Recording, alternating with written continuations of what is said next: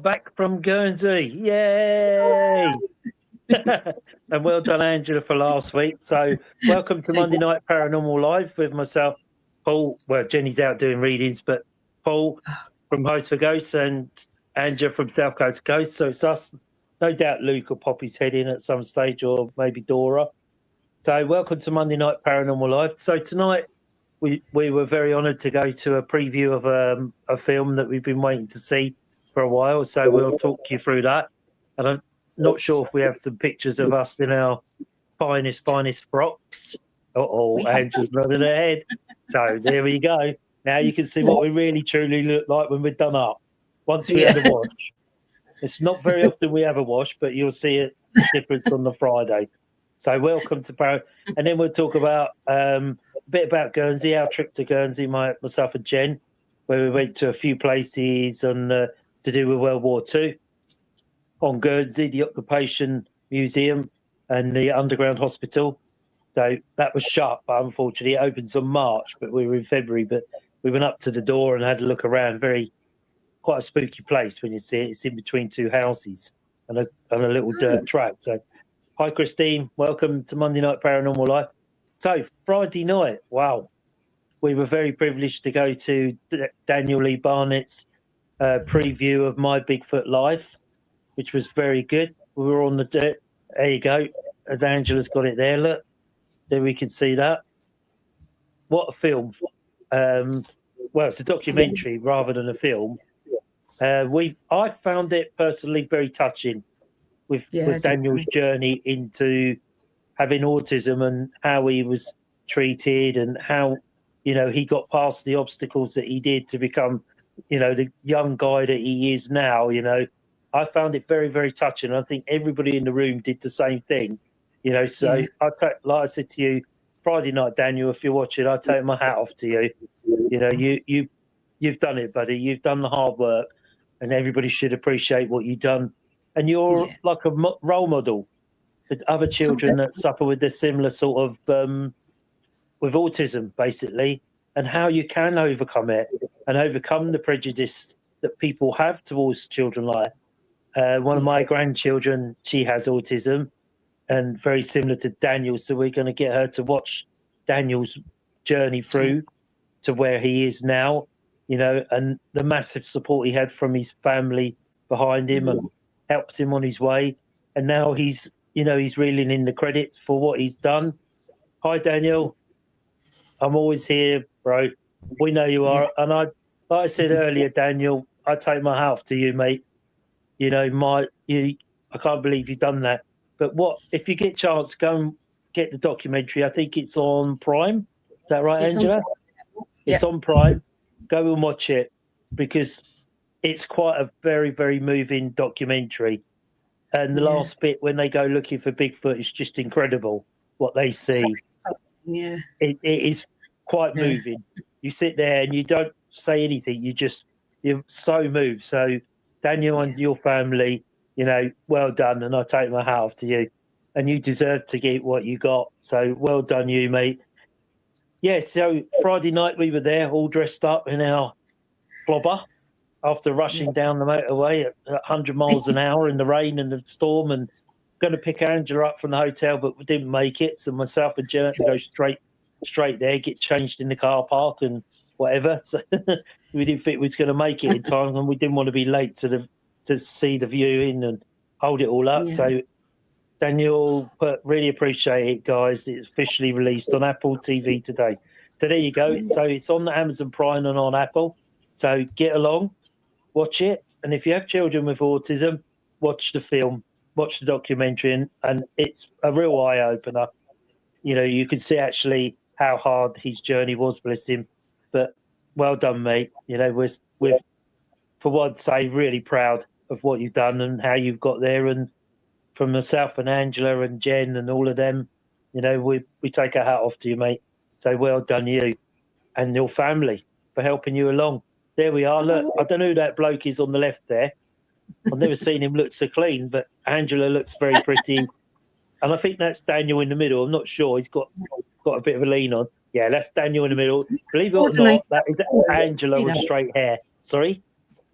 We coordinated our colours, me and Daniel. You planned it. I'm in black and you're in blue. What's going on? You're trying to spot me out? I'm the man who looks like I've been to a funeral. Great to see you, Daniel. I look like I'm going to a funeral instead of a documentary, so I'm not quite sure what happened there. But look how good we brush up. So when you see us in real life, we actually do look like that. Well, I don't wear a suit in real life, but that's the first time I'd worn a suit for ages. So great picture, lovely picture of us three. You know, Daniel's been on here a few times, and when he first started doing the Mythical Legends, he came on with Darren.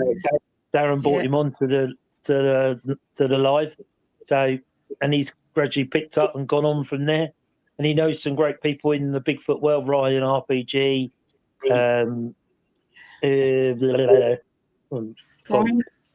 Yeah, Brian King Sharp. Is that right? Yep. Yeah, Ronnie LeBlanc. That's it, isn't it? Yep.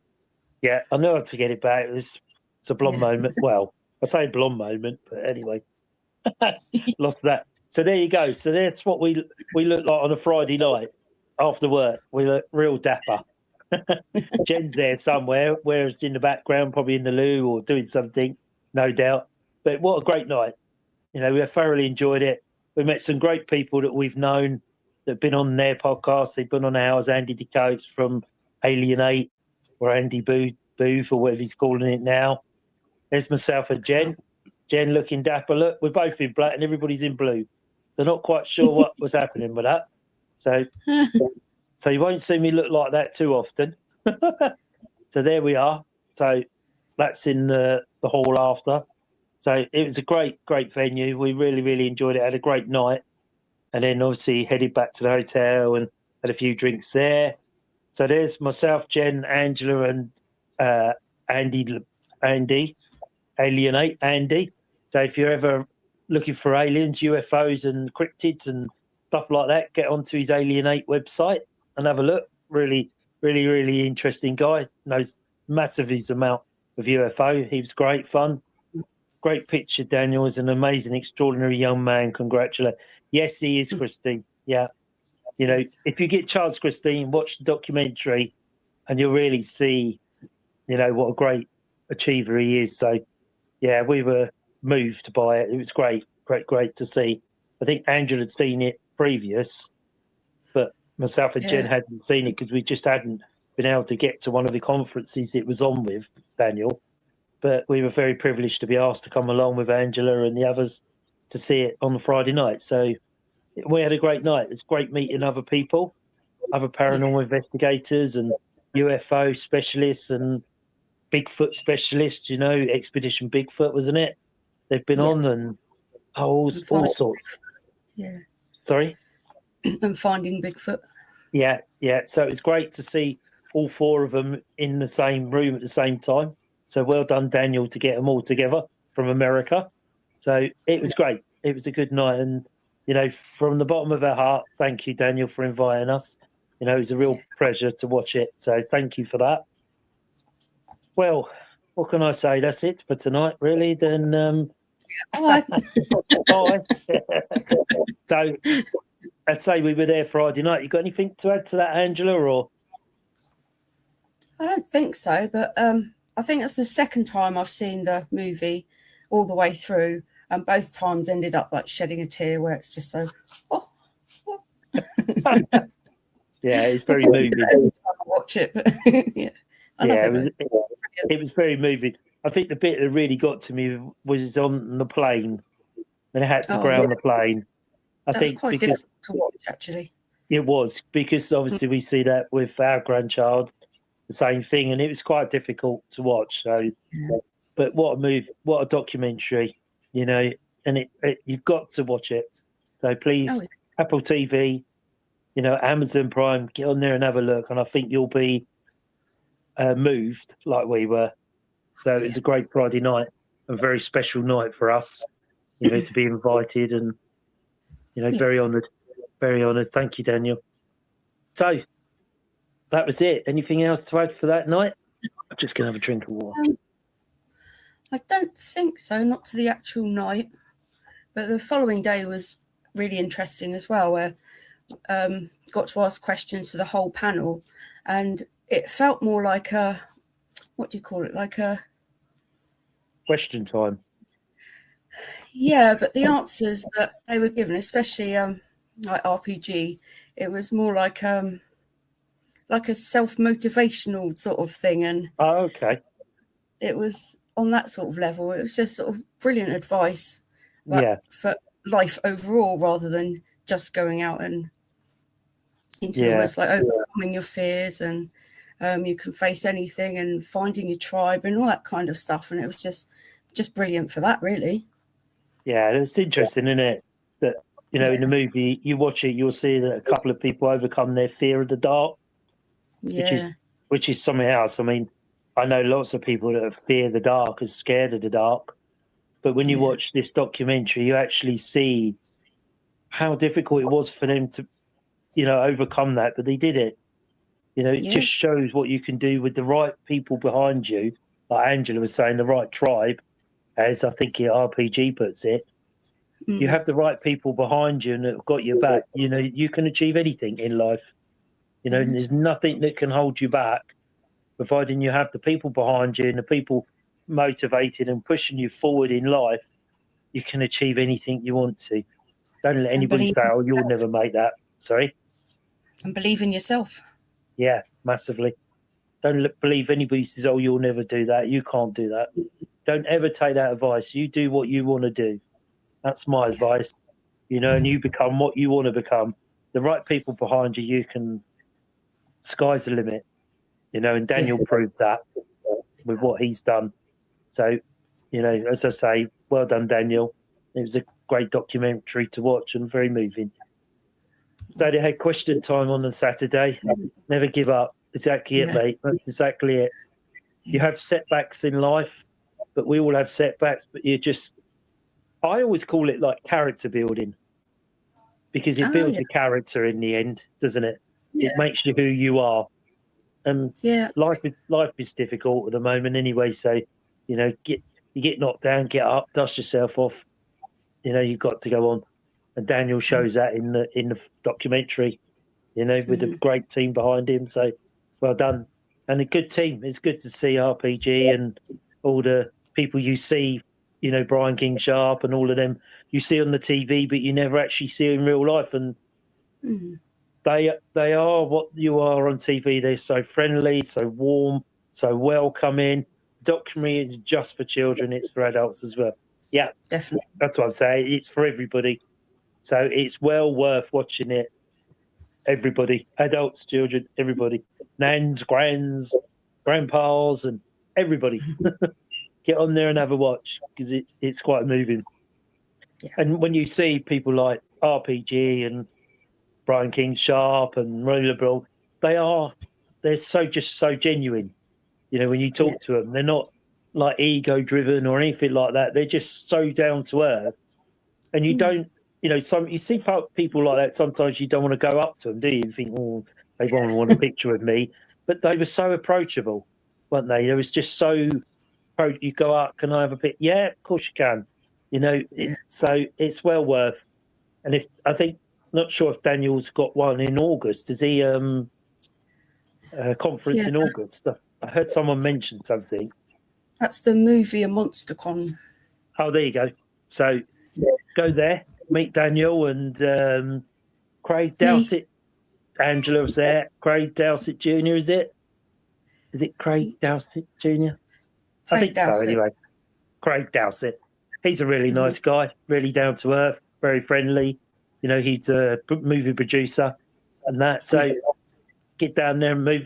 Are you into movies and all of that type of stuff there, Angela? Monster-Con? I like my movie. Especially as the guy from Superman, like the 1980s Superman movies. I was like, I've got to go and see him. I just have to. Never knew that. Oh, yeah, big one coming in August. At least you didn't let my bike tyres down, Mr. Howard. Yeah. You don't know yet because you haven't found your bike yet. When you find your bike, you might be in trouble. Hi, Luke. Welcome halfway through.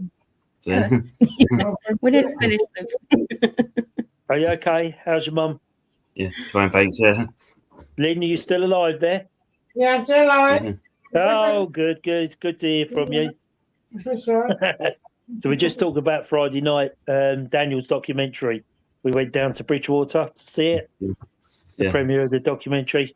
Really interested, Lou. It's a sort of documentary you need to watch, mate, when you get a chance. Oh yeah. It's very moving, very, very moving. A great documentary.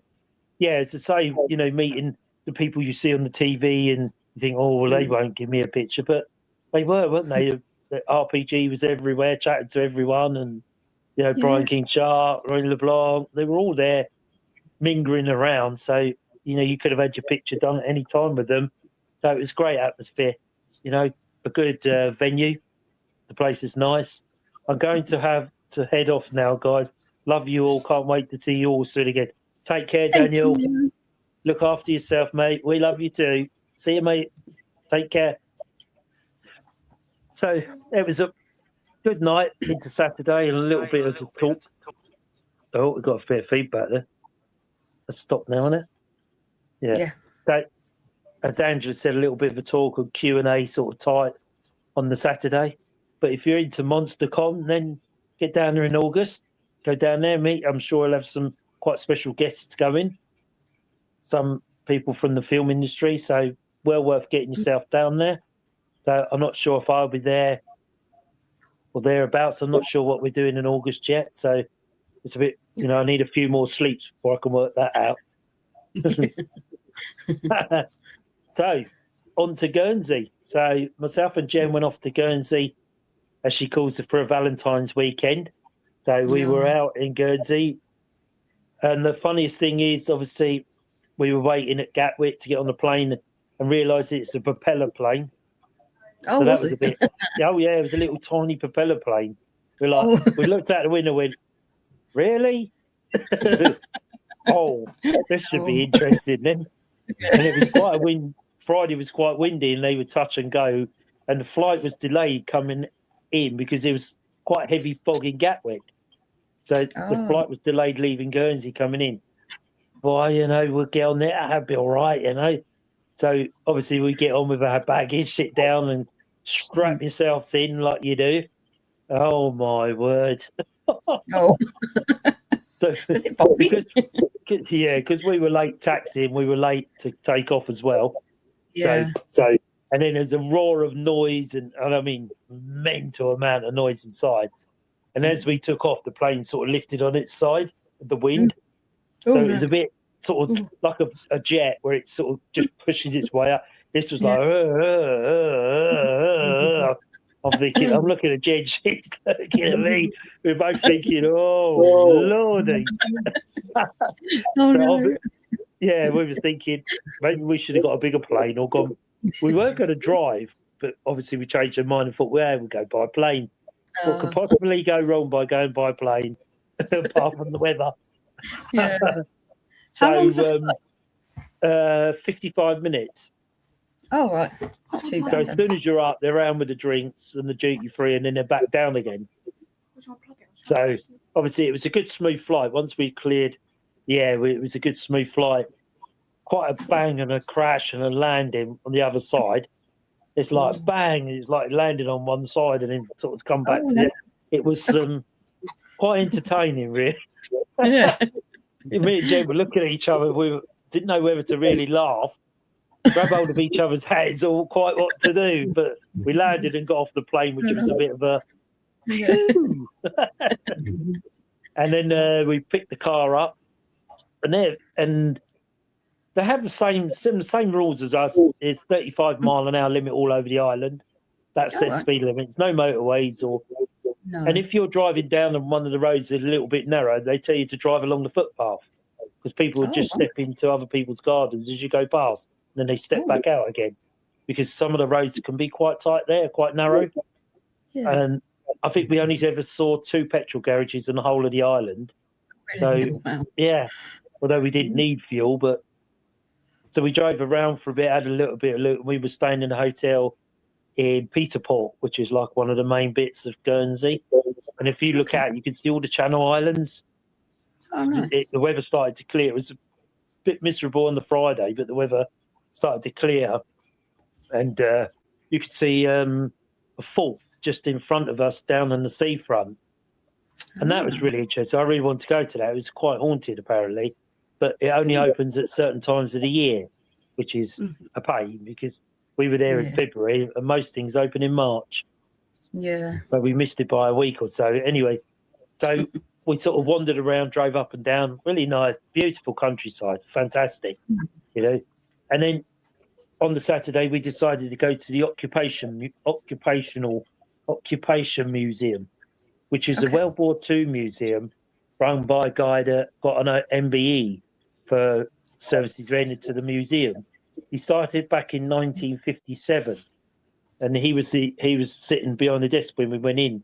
So as you go in, obviously it has like I sent Andrew some pictures. Anyway, they have like cannons and air raid shelters and all that outside, and then it takes you through the journey really of how the Germans occupied Guernsey during the Second World War and how they were made to work the land, and food was very scarce. So and they didn't have a lot of fuel out there, so they used to transport the horses to pull the carts and all that along. But because they run out of food, as you see it here, it's the underground hospital, which is very famous, like the one on Guernsey. When we went there, it was actually shut, but it tells you all about, I think it's 750 square meters of underground tunnels that they obviously had the islanders and prisoners of war dig it all out. And a lot of it obviously was used later on. I don't know whether people say, if you zoom in, you can actually read. I tried to get it as clear as I could so you could read it. Initially designed to be personnel shelter, it was later decided to convert it into a hospital and an ammunition store, and was mostly completed by spring of 1944. However, it was largely unused as a medical facility after a number of patients were admitted before the war ended, and they were soon reallocated to conditions where suitable for those with poor health. So it was occupied between 1940 and 1945. So when we got there, that underground hospital was shut, unfortunately. It opens the 1st of March. There's the door. But believe it or not, it's on a little dirt road, but to the left and to the right are 2 bungalows. And it's like the tunnel, it's right in the middle of the 2 bungalows. But obviously this was shut. But this is the entrance. You go in and all the tunnels. And they do walk-arounds and all of that. So you can go in there and it's made up to be like the hospital where it would have been in them days. And most of it is original stuff within the side. And it still has the original letterbox to the right there with the Gestapo. If you view it, I think I might have sent it. I don't know. The original letterbox, but I tried to look in, but it's so well thick. I think from obviously the bomb blasts and that I couldn't really get a view into it. But I'd like to go back. But we would probably head to Jersey and see the one on Jersey next. So, because that's again about a 55-minute flight. This was the Occupation Museum. So on the ground floor, you had a lot of the German uniforms and guns and all the things that when they've been ploughing the field up after the war, these would all come to light. They would all been dragged up where the Germans had buried all their ammunition as they were leaving the island, because Guernsey was one of the last islands liberated after the Second World War. And it was the only island that the Germans ever got on British territory. They never got on any other territory other than Guernsey. So Germans occupied, it was the only country, as they call it, occupied by the Germans during the war. So that was interesting. So on this, you go round the bottom, and then obviously you go up the stairs. There's a little cafe there. And then you go upstairs, and there's like a lot of models that were used during them days, like the fire engine, and to sort of behind that picture is a bicycle where they would fix bicycles and leather and fleece and all of it. But obviously our first one up there was nobody else there, myself. Jen was downstairs what was she doing? I think she was looking at, because they had like what do they call it? It was like a prison cell, and they tell you how they were treating. But they had actual, like the striped pajamas in there from a woman that was served her time there, and a lot of spies were kept there. Now this is as creepy as anything. This mannequin, and this is a lifelike mannequin of the guy that was doing. Sorry, he's very lifelike. Oh mate, honestly, if you zoom in. Mm-hmm. Oh, it's gone. I can't zoom in on here, so you just have to try and do it on your phones or whatever. I think if Paul touches his phone, he disappears. Yeah, he does, yeah. Where's he? There he comes. There we go. So this is a fisherman that was going backwards and forwards out to getting fish and that. He was also bringing other stuff back into Guernsey. So they made a lifelike image of him. And when you get close to him, he actually looks real. When I first went upstairs and looked down there, I thought he was real. Yeah. Because he's right down the end of that previous picture, right down the end. And there's a boat in there, the original boat he used. But when you're standing next to him, it's a real odd vibe about him. Jen wouldn't go near him. She said, no. I said, be all right. The worst thing he can do is touch you on the shoulder. But the hands, they'd actually done it. So the veins in the hands and everything stood out. So when you got near it, it actually looked like a real person. So clever. Jen, if she was here, she'd tell you about it. It was so clever, the way they done it. All the hair was like real human hair looking, and it just, I don't know, on a dark night and a dark time in there, I think you'd be quite creeped by that. Because I'm sure that moves. Yeah. So, it looks like it's about to move. Yeah. And if you sort of zoom in, you could mistake him for being real. Mm. Because look at the wrinkles under the eyes and the lips and the neck. You know, the little bit of the neck, and it was creepy. It was very, very creepy. Even the bloke photobombing it looks creepy. The bloke photobombing it. So it was really creepy. But right sort of where he's looking was, they had real mines that they got out of the harbour as the Germans were leaving. But he got a lot of the memorabilia, like they have the real German uniforms and hats and guns and bayonets and all real uniforms that a lot of the Germans buried on their way off the island. But as they've been ploughing the fields, they've obviously pulled up all this stuff. So we were talking to the owner, who's the guy with the MBE, and he's been running that since 1957 when he first opened the doors to it. And he was got an MBE from the Queen for, looking after it. And it really takes you right back in time to how hard they had it on that island when the Germans came, It was a difficult time. It was a difficult time for everybody during the Second World War, obviously, but there, especially being an island, they were very limited on food. It's like now, if they have a massive storm, they can't get planes in, they can't get ships in, all the shelves go empty. Yeah. Because all they really do there, we thought, we must have cattle and all of that to sustain it. And all they really do is milk and butter. Oh, right. That's their Jersey milk and Jersey butter.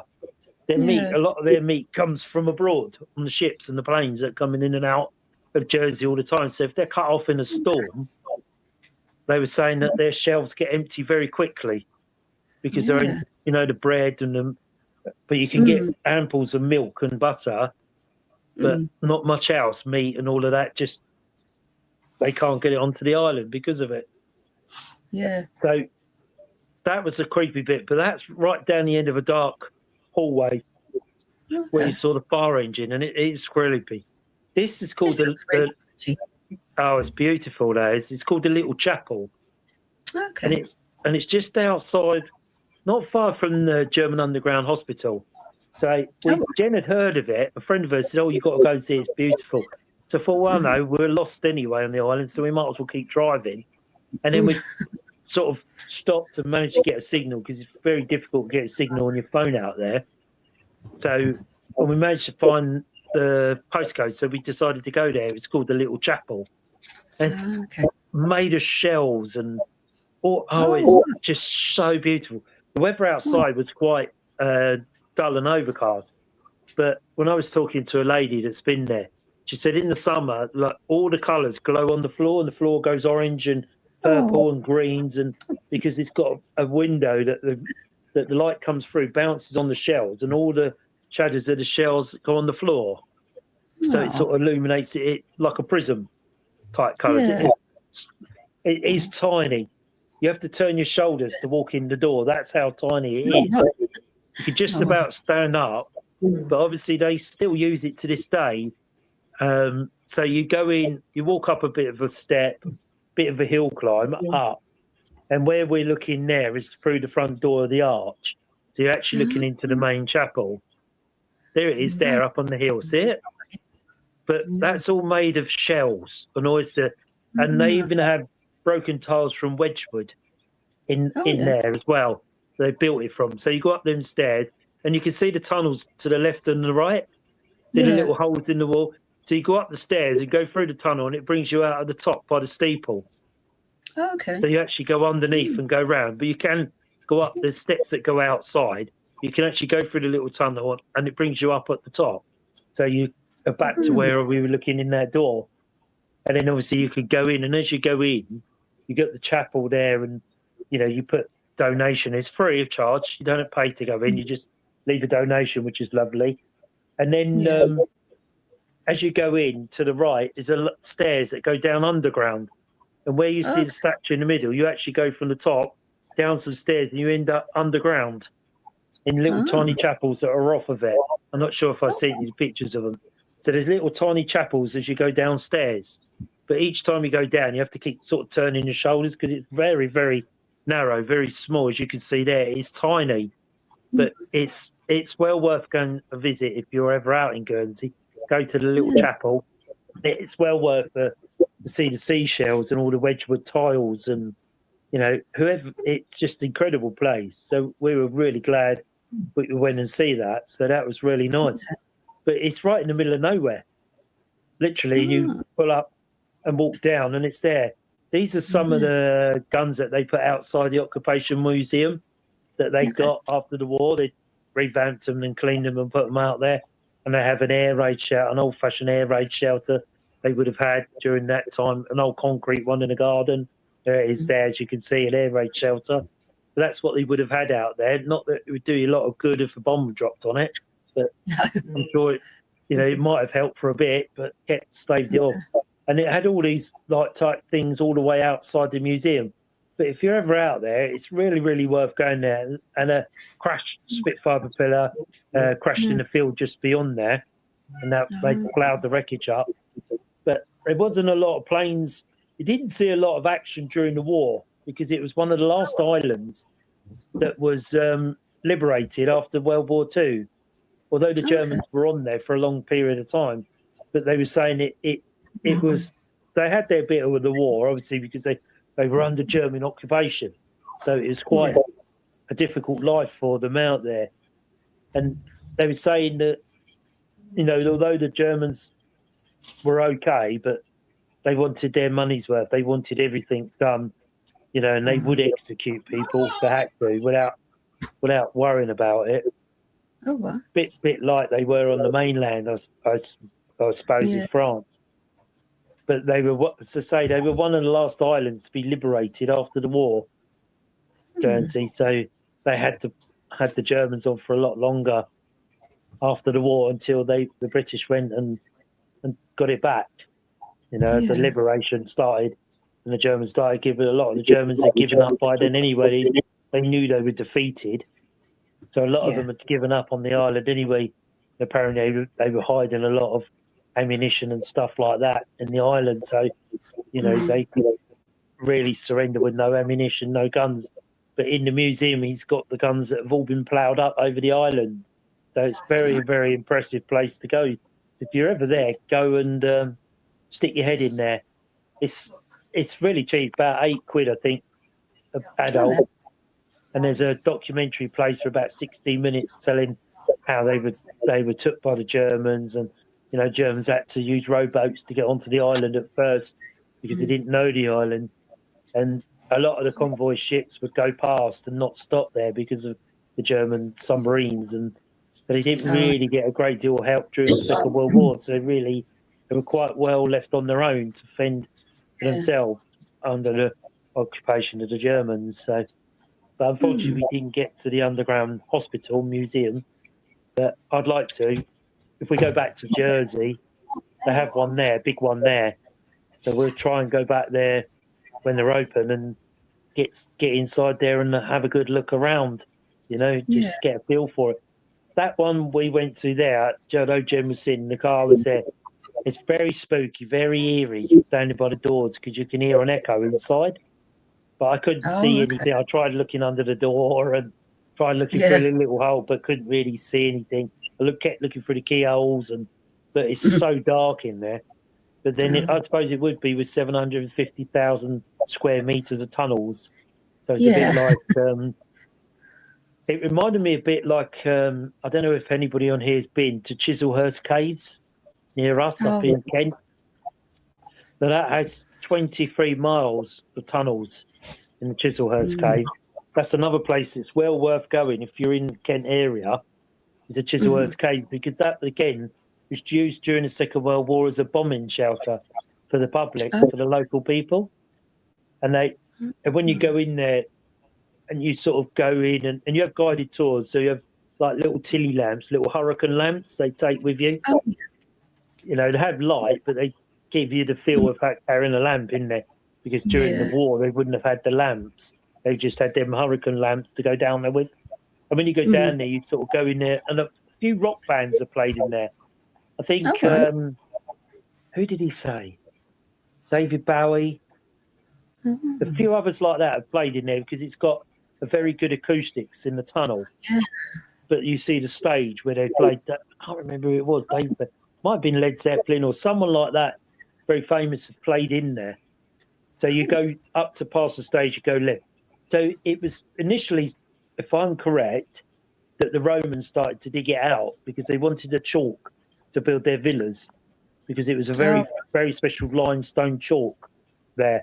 And it was them that started to dig it out for their villas and send it back to Rome, and their villas built in Britain as it was then.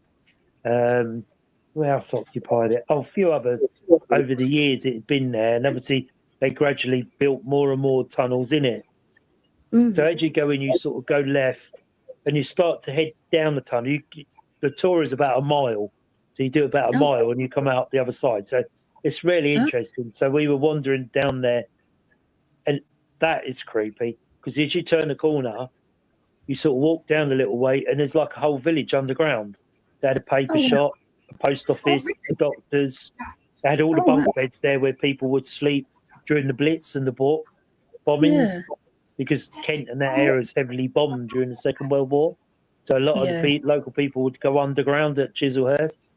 So it'd be like a little tiny town underground, which is quite creepy, really, when you go under there, because you've got a post office and there was a doctor's, if I remember rightly. There's bunk beds all down the tunnels where people would stay, like a little village within Chislehurst.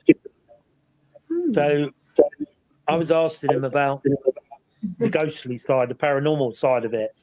So he's a very good young man, knew his stuff, knew very good history, very, very good history.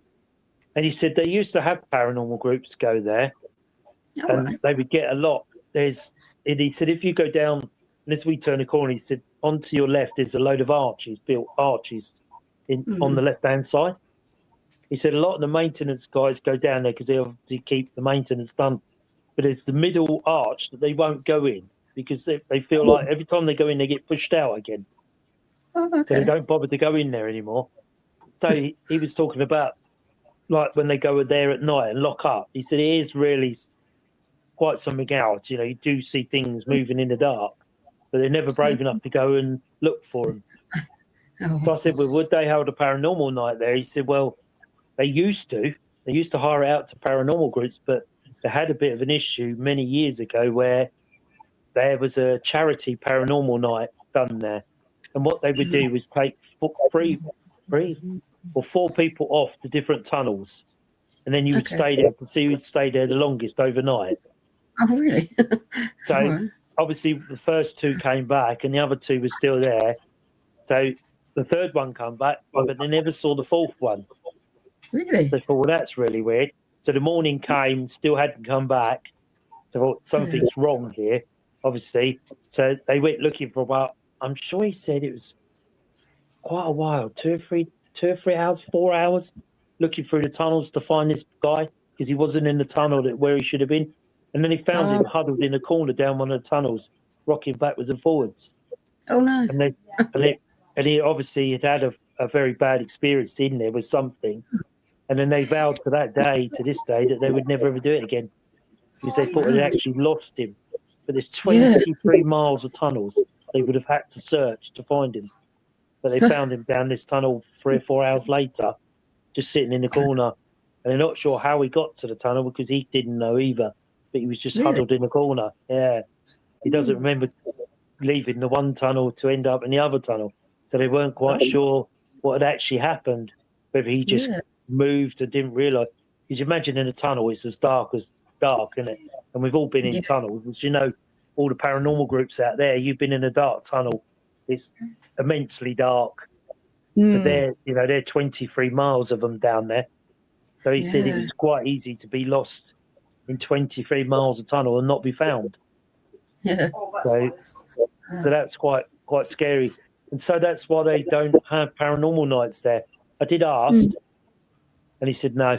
You know, I'd love to have a night there. Sorry? I can understand if there's 23 miles you just disappear into. Can you imagine?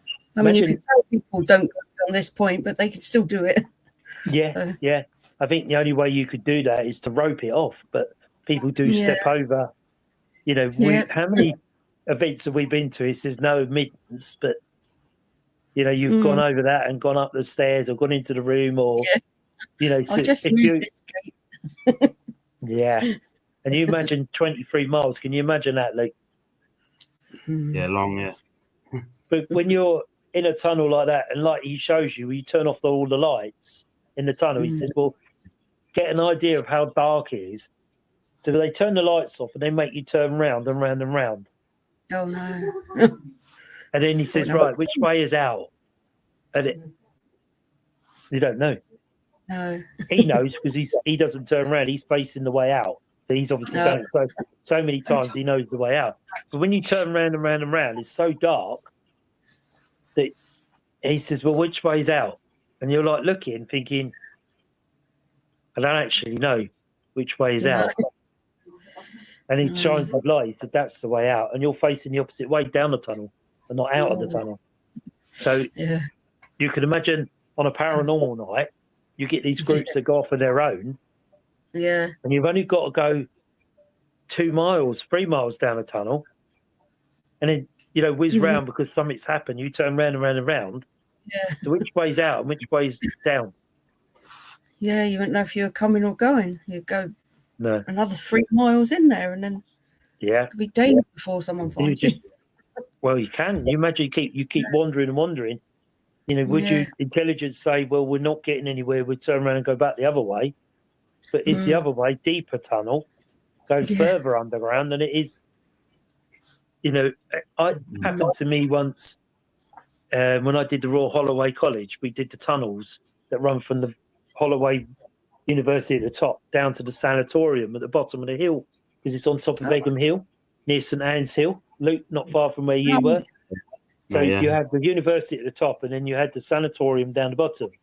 So I went there with I think it was Ghost Cover, but Great Bit, and they were doing a paranormal night there because they were really the only ones to do it. So we were in the boiler room, we did the clock tower, and we did the tunnels. And the tunnels were obviously built so none of the patients would walk overground. They all walked underground to the sanatorium. But a lot of during the Second World War, a lot of the priceless pictures were buried in the tunnels. And the only guy that knew where they were had sadly died. So nobody knows where they are. Because the tunnels look exactly, there's 2 tunnels, but they look exactly the same. So nobody knows where this room is. And they never found it since. So anyway, we were down there. She said, we'll go down the tunnel and we'll go for a 20-minute walk down the tunnel. And then you can see, because children have been known to be in the tunnel. You hear laughing from children. Oh, yeah. So we wandered down there and it literally was dark. Obviously, we had modern-day torches. But what you didn't actually realise was you're actually walking downhill in the tunnel. Because the tunnel looked straight, but it wasn't. It was downhill. It went down for about 1.5 miles. So you actually didn't realise you're actually travelling down. Yeah. Because it's so dark, it looked like you were walking straight. Yeah. So anyway, it was a group of about 10, I suppose, 8 to 10. And like I thought, this is quite spooky down here because you can't quite see it. She said, well, nobody wander off. Just try and stay as close to each other as you can. So anyway, she said, right, we've been walking for 20 minutes. We're probably 1/2 mile, if not more, down. And I'm thinking, down? What do you mean down? And I didn't actually realise that we were actually walking down the hill, but under the ground. Because it's so dark, you don't get that curvature like we would see in the daylight. It just looks straight because it's dark. So anyway, we turned around. She said, right, we'll turn around and head back. And this is the way back. So we're headed back. And I'm like on the end. I don't know how I've ended up at the end of this group, but I'm on the end. We're walking along, and I'm thinking, I don't like being on the end anyway, but I walked along, and I could hear what sounded to me like laughing coming up the tunnel, but like someone was running up and skidding on the dirt, like behind me. And I thought, what on earth is that? So I turned around and looked back, couldn't see anything as usual. It's the dark. Shone my torch. I thought, what was that? Oh, not worried. It just might be, I don't know, a rat or something running around. I don't know. So turned around. By the time I looked back, they were about probably 100 yards in front of me. I thought, oh, they're walking at a bit of a pace. There's a bit too much distance here. And she shouted out, Paul, you all right? Said, yeah, just come in. But she keep up, please, because I don't want to get lost. And I started to walk. And then I felt something tug on my shirt tail. And I thought, I've got caught on something in the wall. So I was a little bit panicky because I thought I got caught. And I looked behind and I couldn't see anything. Wasn't caught on anything. And I'm thinking, what on earth is this? And I carried on walking and I could feel something like tugging on my shirt tail. I'm thinking, So I started to speed up a little bit quicker. And what I thought I could hear was like something running behind me. And I kept stopping and looking. Obviously nothing, but I could still feel this sort of someone tugging on my shirt tails. So anyway, we got out and I sort of bundled out with them quickly and sort of looked behind in the tunnel. I'm looking, flashing my light down the tunnel. She said, you all right? And I was like looking, thinking, what was that? So she said, what's happened? So I told her what had happened. I had the skidding and the children. She said, the children are often heard laughing and running up and down the tunnels. So she said, what you experienced was during the Second World War, when the bombers were coming over and they were bombing Egham, Heathrow Airport, what would have been bombing their way into London, all the children and the local people would go down the tunnels for protection during the bombing, the real heavy days of the bombing. So what they would do is take the children down there, holding each other's shirt tails so nobody would get lost while they're down there. Yeah. So what she said, what you felt was what they would do is hold the shirt tails, the bombing would come, so they'd all turn around, hold the shirt tails, and all come out of the tunnel together, so nobody was left behind. And she said, probably what you had was a little child holding onto your shirt, the back of your jacket, and coming out the tunnel with you. And that's probably what you would have felt. And I'm like, whoa, I've never felt anything like it. It was just like a little tug, like someone was just sort of trying to hold you back.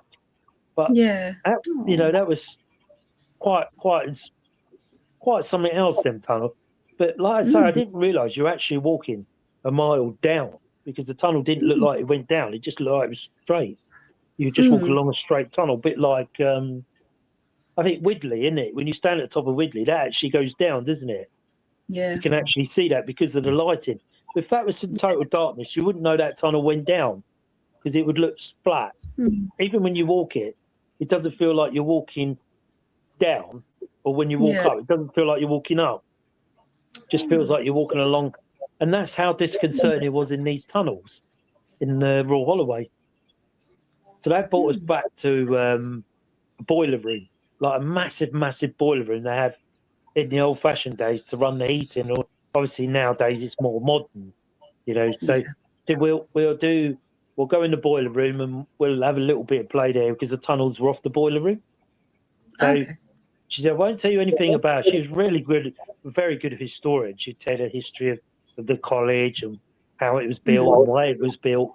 It was built by George Holloway to bring underprivileged women out of the hi Dora. Sorry. Oh, right. So it was built to bring out the underprivileged women, ladies of the night, shall we say, to give them a better chance of life and train them to be servants so they would get better jobs. So they would go into London and get a load of them and bring them out. And he built this Royal Holloway for that. So him and his wife would train them to be servants. So they would have a better life than, you know, being prostitutes and ladies of the night and all of that sort of time. So as time went on, they did a lot of people, you know, helped a lot of people. But she started to have mental issues. Jane Holloway, her name was. So she become a bit like, I think, what we call dementia now. You know, that in them days, they wouldn't have known it was dementia. It was just a mental illness. You know, like they would associate everything with mental illness. You know, if you didn't suit the here and now, you were mental and put away or got rid of, out the way, you know. So they built the college, and then he was so devastated by his wife's illness, he built a sanatorium down the bottom of the hill. So he could always just walk down the tunnels and go and see her whenever he wanted. And then eventually she became quite unwell and she moved down to the sanatorium. And then they started to use the sanatorium for people out of London to bring them out because they were so overcrowded during them days in the workhouses and all that. He'd bring in a lot of people out of London to the sanatorium. So it was one of the very first ones known. And it is literally not far from St Anne's Hill where Luke and yourself have been. It's just literally down the road from there. And it's really impressive. So we were in the boiler room and she said, I won't tell you much about the boiler room, see what you think. But it had the Ouija boards out. And I'd never, ever been on a Ouija board. So she said, anybody wants to have a go, you know, if you don't, it's fine. And I thought, I've got to have a go because I'm so intrigued how these work. So I said, oh, I'll have a go. She said, yeah, sit down, get your place. And there was about 4 or 5 of us around the table. And it's the first time I'd ever felt a glass move across the table. Like, I'm thinking, oh, I took my finger off thinking, oh, this is okay. Because I was expecting it to sort of drag across the board and tip over because it was dragging, but it didn't. It actually floated quite smoothly around like they do, don't they? You know, sometimes they drop over, but a lot of times they move quite smoothly, which is what I can't always get in my head how they move quite smoothly across the table. Anyway, and it came up this, I can't actually remember the name. It was something like Ted and George. Spelt the name out. We said, who are you? And it went Ted. Spelled out George. Can you tell us the dates? You know, what date is it? And it was something like 1718 or 1850, something like that. I'm not quite sure. I can't remember now. You know, and did you live here? Yes. And it went on for about 10, 15 minutes, this real great communication. And then we said, can you make a noise? And it was like, yeah. And you sort of sat quietly. And then you heard like someone banging on the boiler. Doing. And she looked around and went, right. So she wandered off, said, I'm going to go and have a look behind the boilers, make sure nobody's messing about. And you could see the torch in the darkness. She said, no, there's nobody here. And she's like, Ted, can you make that noise? And dong, you hear it like someone knocking on the boiler. So that was really interesting. And she said, why don't you ask them what they did here? So you asked the question. It took a while to get an answer. But they were the people that looked after the boilers. So they would stoke them, fire them up, ready to keep the heating going throughout the house. And they were very first boilers designed to heat. And then they were both killed there because one of the boilers overpressurized and blew up and killed them. Ooh. So they were the two that were still there because they enjoyed their job so much. They're still there. And they want, literally, you were sitting at a table and you know, in the corner of your eye, you think you see someone standing in the corners, you know, and the noises and the taps and the bangs and the most incredible place. And then she said, well, what we'd do, because if you go there, there's a massive, massive clock tower out the front. So we'll go up the clock tower to the top and see what you get when you're up there. So you come out and go into the clock tower, and then you go, it's like a set of ladders. You go up one corner, across the floor, up the next corner. So you're sort of doing a zigzag across the tower. Yeah? Yeah. So she said, I won't tell you what's going on here, so I'll let you sort of experience yourself if it happens. It's not always happens here. So we've gone up the first couple of floors, nothing really. She said, right, the third floor, so I all went up on the third floor. And then we could hear what sounded like someone walking above the floor above us, like footsteps. So she said, well, because what you had to do is open the hatch and go up through the stairs and into the floor. And then the last one up would shut the hatch so you didn't fall down the stairs. So we pushed the hatch open, went up in the room. Of course, there's nobody there. So well, that's really strange. And we heard it on the floor above, and it goes up quite high. It goes about 100 foot, I suppose, in the clock tower. So it's hugely big. So we went up probably, would have said 4 or 5 floors at least. And then she said, if we sit and listen, we just do a bit of calling out and see what we can hear. So we sat there because obviously you heard the footsteps, but there was nobody there. And we were calling out. Yeah. And so we could hear like what sounded like a woman humming. Humming like a tune. Luke's finding something really funny. I'm not sure what. Yeah. Okay. So what sounded like a woman humming. And then she said the story that Jane Holloway used to go up there and do singing lessons with the women up there. And she's often heard people coming in the gate has often heard a woman humming up there. But obviously she's never there. But they say that she was always known to be up there singing, teaching them to sing and play music. So that was a really interesting night. That was the Royal Holloway University as it is now. It was a Royal Holloway College when I was there because that's where I did my parapsychology course. It was in the part they call Strodes, which is down the bottom of Egham Hill, which is like the adult education side of it. Oh, right, yeah. And it's part of the Royal Holloway, but it was the Strodes College adult bit that they were doing. So, yeah, it was quite an interesting night, really.